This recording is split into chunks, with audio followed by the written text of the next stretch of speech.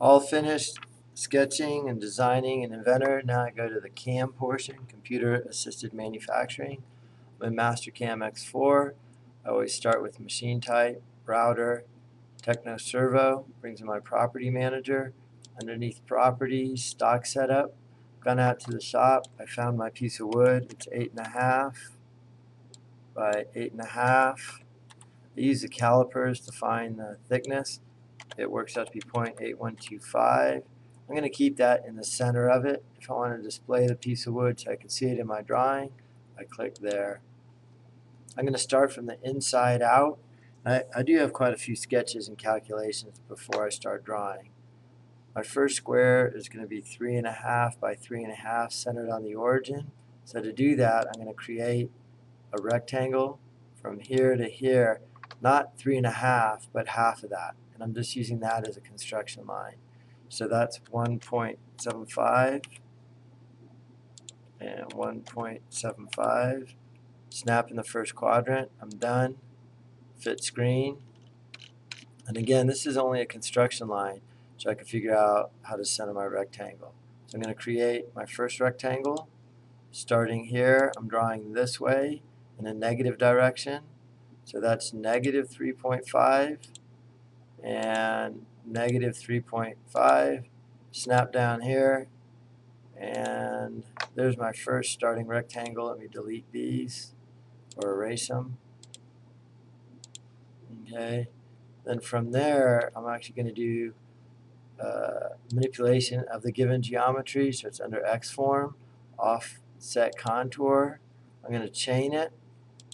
It goes all the way around. I'm done selecting the rectangle. I want to offset it 0.75.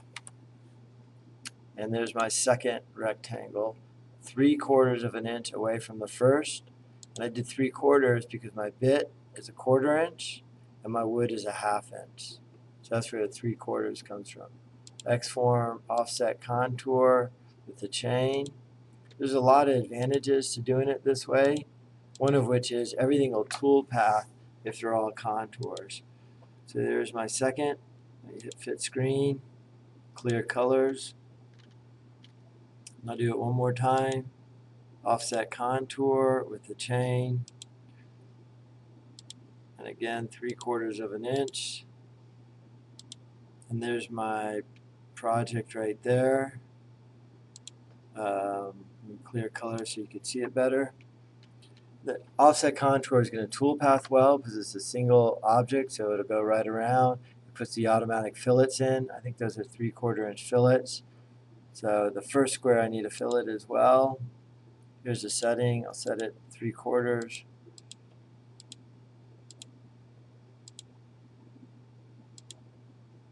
I don't know where I lost there.